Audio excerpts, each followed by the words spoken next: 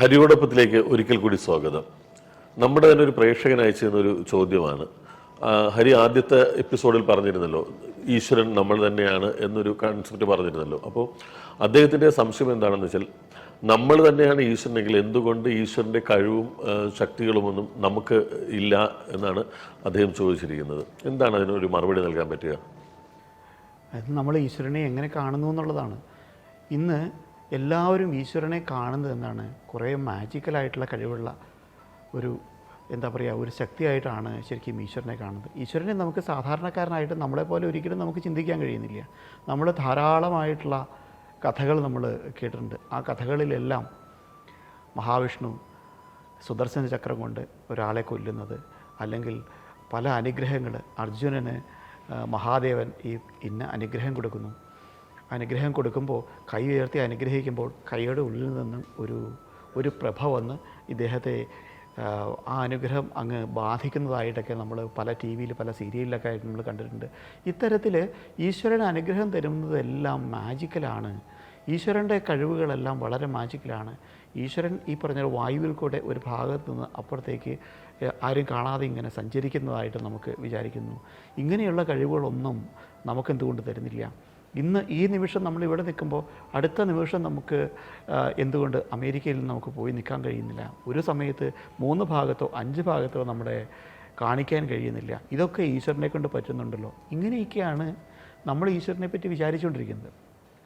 ഈശ്വരൻ എന്നുള്ള ഒരേ ഒരു ശക്തി, ആ ശക്തിയുടെ പല ഭാഗങ്ങൾ എന്നിലും ശുഭയിലും ഈ സമൂഹത്തിലുള്ള ഓരോരുത്തരിലുമായിട്ട് നിക്ഷിപ്തമായിട്ട് നിൽക്കുകയാണ്. അപ്പോൾ ഈശ്വരൻ എന്നുള്ള ശക്തി ഒരു ഭാഗത്ത് മാത്രമായിട്ടല്ല നിൽക്കുന്നത്, ഈ ലോകത്തുള്ള എല്ലാ ചരാചരങ്ങളിലുമായിട്ടാണ് ഈശ്വരൻ്റെ ശക്തി നിൽക്കുന്നത്. അപ്പോൾ ഈ ശക്തി ഞാനൊരു ഭാഗത്ത് പ്രവർത്തിക്കുന്നതിൻ്റെ വേറെ ഒരു റിയാക്ഷനോ റിഫ്ലെക്സോ ശുഭയ്ക്ക് വരുന്നുണ്ടെങ്കിൽ പോലും ഈശ്വരൻ്റെ 2 മാജിക്കൽ പാർട്ടായിട്ട് ഇന്ന് നമുക്ക് കണക്കാക്കാനേ നമുക്ക് കഴിയുള്ളൂ.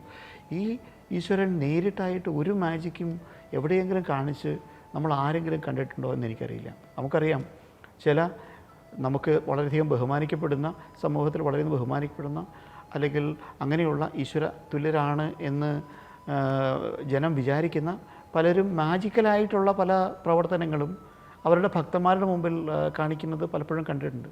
ഇതിൽ സത്യമുണ്ടോ, അതിൽ വേറെ ഏതെങ്കിലും തരത്തിലുള്ള മാജിക്കൽ, അതായത് കണ്ണുകെട്ടി കളി എന്തെങ്കിലും ഉണ്ടോ എന്നൊന്നും ചോദിച്ചാലൊന്നും പറയാൻ നമുക്കറിയില്ല. കാരണം അത് അവരുടേതായിട്ടുള്ള ഒരു ലോകമാണ്. പക്ഷേ ഒരു ക്ഷേത്രത്തിലെയോ അല്ലെങ്കിൽ നമ്മൾ സ്ഥിരമായി പ്രാർത്ഥിക്കുന്ന ഒരു മഹാക്ഷേത്രത്തിലെ ഈശ്വരൻ നേരിട്ടിറങ്ങി വന്ന് ഒരാൾക്കും മാജിക്കൽ ഒന്നും കാണിച്ചിട്ടില്ല. പഴയ കാലത്തെ കഥകളിലും പുരാണങ്ങളിലും ഒക്കെ അത്തരത്തിൽ പറഞ്ഞിട്ടുണ്ടെങ്കിൽ ആ പുരാണങ്ങളിൽ കൊടുത്തിട്ടുള്ള അനുഗ്രഹങ്ങൾ എന്നുള്ളത്, ആ അനുഗ്രഹങ്ങൾ ചെയ്യാനുള്ള ആത്മവിശ്വാസമായിട്ട് നമുക്ക് കണക്കാക്കാൻ കഴിയുള്ളൂ. അല്ലെങ്കിൽ അവരോടൊപ്പം ആ ഒരു ശക്തിയും കൂടെ, നിങ്ങൾക്ക് ആ ശക്തിയും കൂടെ ഉണ്ട് എന്ന് അവനെ കോൺഫിഡൻ്റ് ആക്കി അവൻ്റെ കൂടെ ആ ഈശ്വരൻ്റെ ഒരു സഹായത്തോടു കൂടി അവൻ ആ പ്രവർത്തിക്കാനുള്ള ഒരു അവസരം ഉണ്ടാകുന്നതൊക്കെ നമുക്ക് കണക്കാൻ കഴിയുള്ളൂ. ഈശ്വരൻ ഒരിക്കലും മാജിക്കലായിട്ട് പ്രവർത്തിക്കാതെ ഈശ്വരൻ നമ്മളിൽ കൂടെ തന്നെയാണ് ഓരോ കാര്യങ്ങൾ പ്രവൃത്തി ചെയ്യുന്നത്. ഈശ്വരൻ എന്തെങ്കിലും ഗുണമുണ്ടെങ്കിൽ തീർച്ചയായിട്ടും ആ ഈശ്വരൻ്റെ ശക്തി നമുക്ക് പ്രവർത്തിക്കുമ്പോൾ ഈശ്വരൻ്റെ ആ ശക്തിയിൽ കൂടെ നമ്മൾ ഇന്ന് ലോകത്ത് എന്തുമാത്രം കാര്യങ്ങൾ ചെയ്തിട്ടുണ്ട്. പഴയ കാലത്ത് പുഷ്പവിമാനത്തിൽ സഞ്ചരിച്ച രാവണനെ പറ്റി നമ്മൾ വായിച്ചിട്ടുണ്ട്.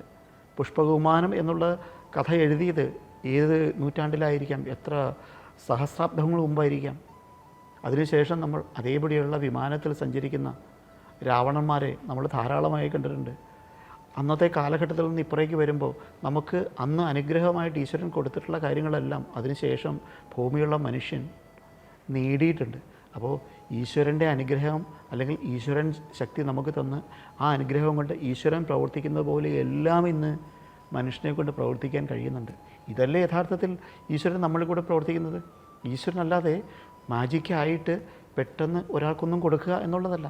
പ്രവർത്തനത്തിൽ കൂടെ, നമ്മുടെ ചിന്തയിൽ കൂടെ നമുക്കതിലേക്ക് എത്തിക്കുക എന്നതായിരിക്കും ഈശ്വരൻ ചെയ്യുന്നത് എന്ന് ഞാൻ വിശ്വസിക്കുന്നു. ഈ വീഡിയോയെക്കുറിച്ചുള്ള നിങ്ങളുടെ അഭിപ്രായങ്ങൾ ഉറപ്പായും കമൻറ്റ് ചെയ്യുക. ഈ വീഡിയോ മറ്റുള്ളവർക്കും ഷെയർ ചെയ്ത് നൽകുക. മറ്റൊരു വിഷയവുമായി വീണ്ടും കാണാം.